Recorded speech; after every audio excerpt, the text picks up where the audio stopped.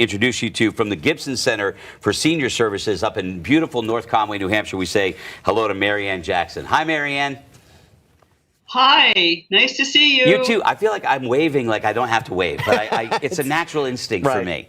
COVID habit. There we go. There you go.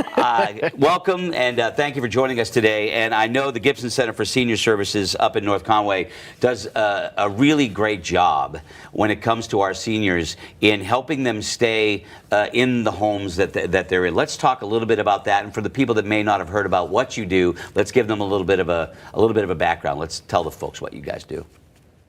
Oh, the Gibson Center has been around for over 40 years and started off with meals coming out of a church basement and then the hospital. And now today we have a beautiful dining room, congregate meals, and Meals on Wheels. We do about 50,000 meals a year, all with volunteer drivers who make the routes and knock on the doors and say hi to folks who are homebound and make sure they're doing well, give them the newspaper, check in on them, besides giving them that nutritious meal. We do transportation with our buses and vans that move around and take people to medical appointments, as well as the barbers and the hairdressers, and get them to church and the libraries and the post office. And so transportation and meals are two of the biggest things, but programs and social events are the other. All of those things that you were just talking about are part of the things when it comes to our seniors. Like parents, like my parents are older, obviously, but let's speak to the independence of our senior citizens, that they want to be independent, and right, and through your work, it allows them to maintain that independence and quality of life, right? That's a big deal. So I think you got two parts there. The independence says, yes, I can make it in my home by myself. But the quality of that existence has been so, we've become so aware of it during COVID, how important it is that people are connected, that don't feel the isolation and the separation from the rest of the larger community. They've been really far away from their families. So one of the things we did was started an Equip, Train, and Connect program to give away free computers, give them free training to get up and running with email, with Zoom and telehealth, so that those people who were isolated didn't have to feel disconnected. That the quality of being able to know that people still care and value you is as much of what we're about as specifically the being able to just stay at home. Right. You know, that it's so much more than that.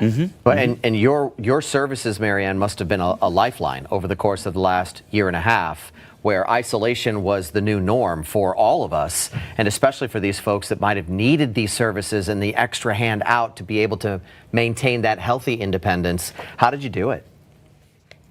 Well, we had to pivot a lot because we had to close our doors, except for the Meals on Wheels that went out. But it meant pivoting really fast and recognizing who did and who didn't have Zoom.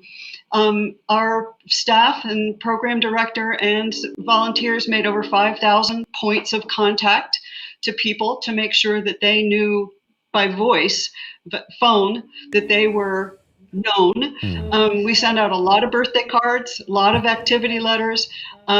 We did a lot of the kind of distance things you have to do when your doors are shut. We are just now opening up and having exercise class out on the lawn, putting the picnic tables out and encouraging people not to bake in the sun because it's a little hot this week, but to come and to be there on the grounds and to join us here in the space.